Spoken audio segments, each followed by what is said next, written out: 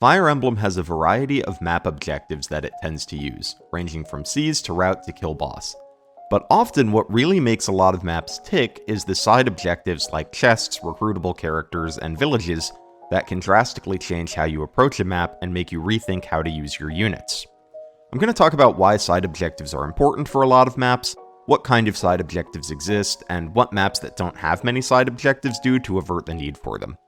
Before we get into it though, a big thank you to my patrons Ike Poo, Lucy Sev, Danny Doyle, Acrobatic Jazz, and Helix. I really appreciate your support.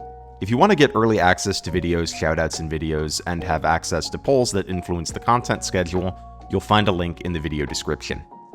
Back to side objectives. Side objectives are important because they can make a simple map a lot less straightforward. For example, Seize is an extremely common map objective in Fire Emblem, and when you look at a lot of Seize maps, it can seem very obvious how you should approach them. Take a look at this map. At first glance, the way that you complete this map seems very obvious. You fix the bridge and send Marth directly south to seize the throne. But there's a village in the top left, so we have to make a choice between sending Marth directly to the throne and finishing the map faster and having to deal with fewer enemies, or we can go to the village and get the rewards at the cost of probably having to deal with more enemies in the form of reinforcements. Side objectives can also add optional challenge to maps. Take something like Chapter 17, River of Regrets from Sacred Stones. This map has an optional objective of protecting 3 green unit villagers in order to get a rescue staff at the end of the map. This can be kinda tricky as the flyers that start in the top left of the map do not take very long to get to the green units. But it's also completely optional, so if you're having a harder time with the map, you can skip it, but if you find the map a little too easy, or if you want a little extra challenge, then you can try to keep the green units alive for a little reward. This gets at what makes side objectives so appealing to me. They allow players to choose how complex they want to make the map. Particularly on harder difficulties, I skip side objectives all the time if I'm having a difficult time with a map, but then on subsequent playthroughs, I often instead challenge myself and try to get the side objectives, which makes repeat playthroughs a little more fresh compared to the first one. Side objectives become more important the more straightforward and simple the primary objective of a map is, and this means that they're necessary pretty often because one of the most common Fire Emblem map objectives is Seize, and Seize is definitely at risk of being a straightforward objective type. It's what I think of as a classic Fire Emblem objective, being the only objective in the first Fire Emblem game. The goal of a Seize map is simply to get a specific unit, your lord, to a specific space on the map. Typically, a boss has to be killed to get the Seize tile. Depending on how strong the boss is, this usually means that to end the map, you need to get your lord plus 1 strong unit to the Seize tile, the strong unit to kill the boss, and the lord to seize. In games where the lord is really strong, sometimes you can get by with just sending the lord without a buddy. So on its face, this is a pretty straightforward objective type. Anytime you see a Seize map, your basic strategy usually starts to form immediately. You can see the point you need to get to, and you just have to find the best way to get there, and in a lot of maps, the best path is obvious. It's just a straight shot to the Seize point. But there are a lot of things you can do to spice a Seize map up, and one of them is adding side objectives. In the Arcanea games, side objectives can pull you away from immediately seizing because often your lord, Marth, has to be the one doing them. Take a look at FE3 Book 1, Chapter 4. There are 2 villages here that need visiting, and Marth has to be the one to do it. So if you want all the recruitable characters and items the map has to offer, Marth can't go right to the throne, he has to visit these villages. But what I like about this is that the choice is totally in the player's hands. One of the villages has a Firestone in it, which is an item only usable by Bantu, a Manakete you get later in the game. But I decided I didn't want to use Bantu in this run, so I skipped that village. The other village has a recruitable mage named Merrick, and I did want him, so I went out of my way to get that village. Being able to choose to get or not get villages allows you to set the pace and difficulty that you want the map to be. So you have to weigh the benefits of getting the village versus the benefits of completing the map quicker and often easier.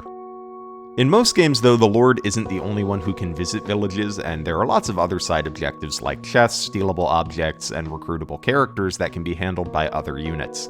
Even in these cases though, side objectives can still make you make interesting decisions if they have either difficult enough combat that they pull your good combat units away from clearing the path to the boss, or if they are far enough out of the way that you need to put off seizing or finishing the objective to go get them. At the very least, these objectives can force you to thin out your army and send competent combat units to go handle them, leaving fewer units to charge the throne. This also encourages you to use more units. If there are 3 objectives that need to be completed in a similar time frame and they all require competent combat, then you need 3 competent combat units, whereas if the map just had 1 objective, you might only need 1 or 2. Seize is one of the map objectives where side objectives are most beneficial because they give you a reason not to just take the shortest path to the throne, and this also applies to things like kill boss and escape maps where there's 1 enemy or 1 space that you need to get to. There are 2 important requirements for a side objective to be effective though. 1, the side objective needs to actually be out of the way of the main route to the objective.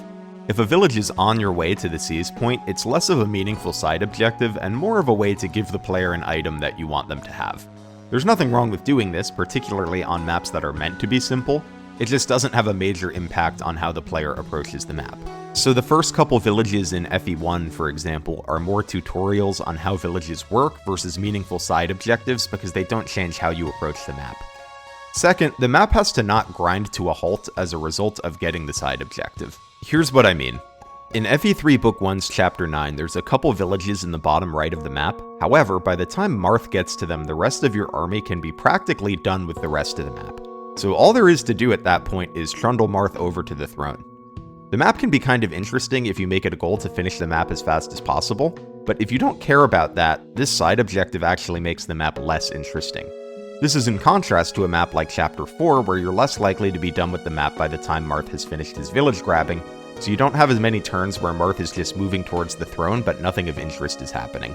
Of course, as with all objectives, side objectives also need to be interesting to get. In Thracia Chapter 5, there's a chest in the bottom right that checks a lot of the boxes for what makes a side objective work. You need to send a unit, usually a thief, to go do it, which at this point is actually relevant for your combat because thieves are great for capture baiting in Thracia. It's out of your way and it's optional, so players can choose whether they do it or not. Despite this, it is my least favorite chest in the entire franchise, and that's because there is no consequence or challenge to getting the chest. There's no enemies, and there's no reinforcements or anything that make getting the chest risky, so the decision the player is making here isn't an interesting one. It's just, am I willing to wait several turns of tedium to get this chest, instead of a more interesting decision like, am I willing to face more combat to get this chest, or will I split my army so that I can grab this chest in time? Instead, it's just, am I willing to wait 5 or 6 turns for my thief to go grab the chest and come back? Ideally, an interesting side objective presents a challenge or risk, so the player has to weigh their options. Do you skip the objective because the challenge is too much, or do you play a little more aggressively to get an objective but create more opportunities for error? Side objectives like the chest in Chapter 5 of Thracia do neither, they just add an option of spending a few turns doing nothing to get a reward. The most common way FE games add pressure to make you move a little quicker to get side objectives is by putting them on a timer. Either by adding thieves that open chests or brigands that destroy villages, which can be a good way to get the player moving towards those juicy objectives. Another way to add some tension is to just have strong reinforcements so that there is consequences for staying on the map for too long because you'll have to deal with more difficult enemies. This naturally creates some urgency for you to go do the side objectives you want to do quickly. When side objectives are done well, they can really enhance a map, and if you're making something like a linear seize or kill boss map or have features like infinite range warp, rewarding side objectives can be a great way to encourage players not to just beeline to the main objective. I've mostly talked about chests and villages, but recruitable characters and stealable items are also interesting side objectives. Recruitable characters are particularly interesting because most people like to recruit all the characters, so they are an incredibly enticing side objective. Sometimes people will skip a chest, but people don't skip a recruitable character that often on their first playthrough. Additionally, often recruiting a character involves bringing a specific character to speak with them, and that character may be weak and need protecting. An example of this is recruiting Guy in Fire Emblem 7. Matthew has to be the one to recruit him, but Matthew is pretty frail, so you're going to need to protect him. Plus, Guy is an enemy that will attack you, so you need to be careful not to kill him. This dynamic of having to guard a weak ally and keep an enemy alive changes the approach that you're going to take to the map, assuming that you want to recruit Guy. Stealables in GBA Fire Emblem are interesting for the same reason. You need to protect your thief as they make their way to the objective. These are just really obvious side objectives, but there are less obvious side objectives as well. Enemies that give a lot of EXP but aren't on the beaten path can be seen as a side objective for those maximizing EXP gain. Talk conversations can be a side objective for people that enjoy seeing all the story the game has to offer. And in games where between chapter shopping is limited, armories and vendors with powerful items can be a side objective. Anything that entices the player to go do something other than move directly towards the main objective can be thought of as a side objective. I've focused on seize and kill boss maps because I think the influence of side objectives is both very obvious and very important there, but they're great on route maps and defense maps as well. In defense maps, exciting side objectives can encourage the player to not just sit on the defense point and instead play a little more aggressively. What's cool about defense maps is that they have a built-in timer, so there's built-in incentive to play aggressively and get the side objectives before time runs out. In Kill All Enemies maps, side objectives can be great to prevent you from taking on enemies one at a time, as you may have to move faster to get the side objectives done that you want to. I think route maps are more fun when you fight groups of enemies at a time, so it's good design to push players towards the more thrilling way to play the map. But it's nice that someone that isn't into that can just choose to eschew a side objective and take the map at their own pace. A great example of this is Distant Blade in Fire Emblem 8. The villages can be tricky to get on this map, and they encourage you to maneuver aggressively to get them in time. But if you're having a difficult time, you can just skip the villages and the map becomes a lot easier. Something I've touched on a couple times is that good side objectives can encourage you to use more of your army. If a map has a single objective, it can often be resolved by just 1 or 2 units. If you add multiple objectives that need to be completed at the same time though, you need to use more units. This is a great way to reward people for raising multiple characters in their army, and a good way to make things a little more challenging if you try to juggernaut too much. So obviously, I really like maps with a lot of side objectives that pull you in different directions, but there are some maps that need them more than others. We've already looked at maps that use side objectives well, so let's look at some maps that are either great without heavy side objectives, or great in spite of bad side objectives. To me, Engage is the king of designing good maps that don't require side objectives, which is nice since a lot of the side objectives can be a little disappointing. I'm looking at you, Antitoxin Chest in Marth's Paralog. A good example of a map that's great with very few side objectives is Chapter 11, which manages to create a sense of tension in what at a glance looks like a pretty basic map. It looks like a straight shot to the escape point when you start, and there's not much you need to go out of the way to do besides maybe kill 2 enemies with droppable items.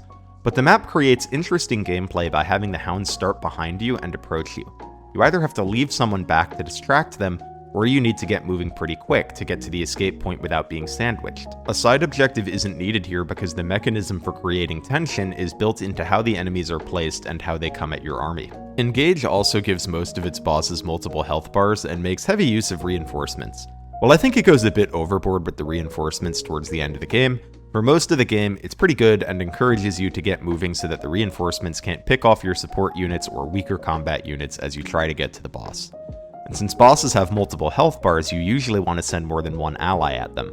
Sometimes there are even multiple bosses in different locations, like in Chapter 17, which makes things like warp skipping or going directly to the boss very quickly a little more complicated, at least until you get Micaiah back.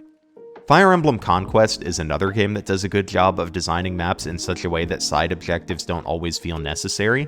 A good example of this is Chapter 22, Sakura. This map splits your army in 2 and has you use dragon veins on each side to clear a path for the other half of your army. So you're encouraged to use multiple units instead of just juggernauting with one. Of course, if you're familiar with the map, you may know that you can fly over the mountains and ignore the map gimmick, but I think ignoring that, we can still see how the gimmick encourages the use of more units. Non-traditional side objectives can also be effective. A good example of this is Conquest Chapter 16, Invasion. This map takes place on a ship and has several green units you need to talk to reveal the boss, but every turn you take, the gold reward you get at the end of the map is lowered. So there's incentive to use multiple units to go talk to the green units as fast as you can to maximize the gold you get. I think of this as a non-traditional side objective because it's not essential to completing the map, as you can elect not to care about the gold and take the map slower and safer instead. So side objectives aren't the only way to make maps more interesting, reward aggressive play, and encourage players to use more units, but it is a good way to do those things. You can often add side objectives to spice up an otherwise boring map. So what are your favorite side objectives or maps that are designed well without them? I'd love to hear your thoughts in the comments. If you liked the video, consider hitting the subscribe button so you never miss an upload, and if you want to chat about Fire Emblem more, check out the community Discord in the video description. Either way, have yourself a lovely week, and thanks for watching.